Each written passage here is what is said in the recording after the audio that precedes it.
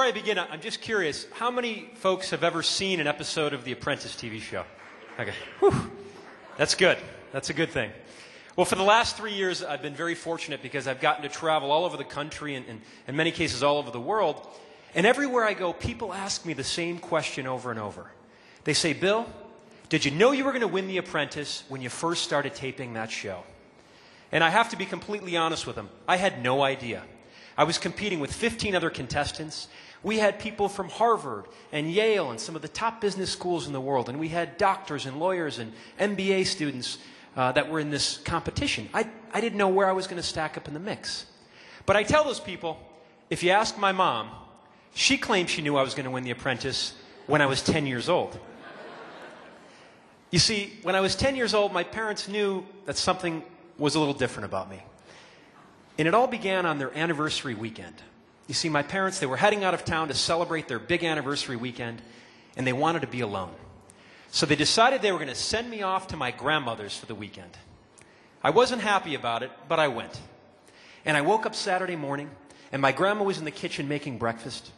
And I was one of these kids who would ask a million questions. You know, what goes here? Why are you doing that? What's going on over here? So I started inundating my grandmother with questions. And she decided she was going to pull me in the kitchen and she was going to teach me how to cook. So I spent all day in the kitchen mastering the art of making pancakes. I could make you banana pancakes, blueberry pancakes. You name it, I could make it. So Sunday morning, I pop out of bed and I race into that kitchen. And the first thing I do is I pick up the telephone. And I call all the old ladies from my grandma's neighborhood. And I invited them over for a pancake breakfast. We had a great time. I cooked them their pancakes. They pinched my cheeks. It was wonderful. Well, when they left, I started clearing their plates away from the table. And I realized that each and every one of those ladies left a $5 bill underneath her plate.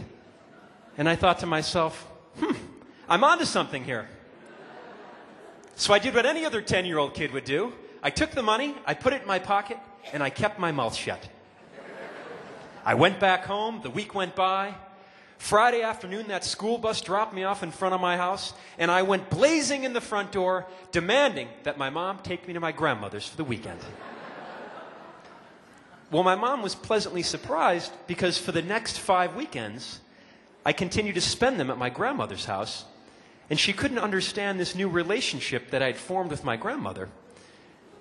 And then she was in my room one day putting some things away and discovered my stash of money in the drawer and became rather alarmed, as she should, and immediately confronted me and demanded to know where this money came from. And I had to fess up that I was running a makeshift restaurant out of my grandmother's house. My mom put that business to an end immediately and realized I clearly needed an outlet to harness my entrepreneurial spirit. I knew the only way this business was going to work is if I could reach the masses. I had to reach as many people as I possibly could to get them to pick up their phones and call that 1-800 number and place an order. So I thought back to my JA days. Be creative. You've got to think outside the box. And I sat down at my computer and I wrote a letter. And I wrote a letter asking for help, explaining my idea, asking people to help me. And I took the letter and I put it in an envelope. And I put that envelope inside of a box because I knew a box would get opened before an envelope. And I put some cigars on top of that envelope. And then I went to the local costume store. And I bought a pair of these thick nerd Coke bottle glasses that you would wear on Halloween. And I taped a little note on the bridge of those glasses. And the note read, "Please take a closer look at my business idea." And I put the glasses on top of the cigars that were on top of that envelope. And I sealed that box up. And I did this 10 times. And I sent them out to the top 10 morning radio stations in Chicago. Up and down the dial. And about a week after those packages went out, I got a call from the producer of the #1 morning radio show. I'll never forget, it was the Jonathan Brandmeier morning radio show. This guy had over 100,000 listeners listening at any given moment. And the producer called me up and she said, "Jonathan Brandmeier will have you on the air to talk about cigars around the world for 5 minutes." She said, "Make your 5 minutes count." And in life, it's all about making your time count, isn't it? So I go to the studio the day I'm supposed to, and I meet this Brandmeier guy, and we hit it off instantly. And my 5 minutes turned into 35 minutes at the heart of morning drive time. And he's telling his listeners how he's been a member of the Cigar of the Month Club for years. I wasn't going to say anything. Going on and on and on about what a great gift this would make.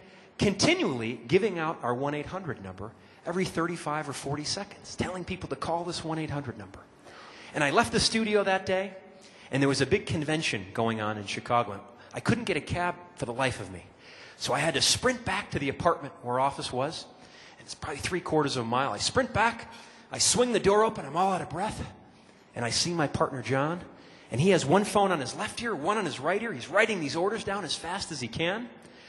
I leap over and I pick up the first phone that I can grab, and I take an order from this lady, and she places a 12-month membership to the Cigar of the Month Club. And I had to pause, and I had to ask her, "Are you sure?" I hung up the phone. I looked over at my partner, John. I said, "John, it looks like we're going to be in business for at least a year because I just took a 12-month membership." I know all about fear. When I got hired to work with Donald Trump, I was scared. I thought, this guy is going to eat me alive. I've got to spend the next year working with Donald Trump. And about 3 weeks onto the job, I got a call from Donald Trump on my cell phone. And that in itself, the first time, is a little bizarre. And he called me up on my cell phone, and he said, "Bill, Donald Trump here." He said, "I need you to do me a favor."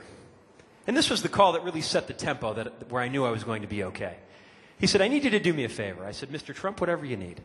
He said, "I'd like you to fly with me tomorrow to Quito, Ecuador, because I want you to be a judge at the Miss Universe contest." I said, "Twist my arm, Donald. I am a company man. I will do whatever it takes to make the company successful." A wonderful audience.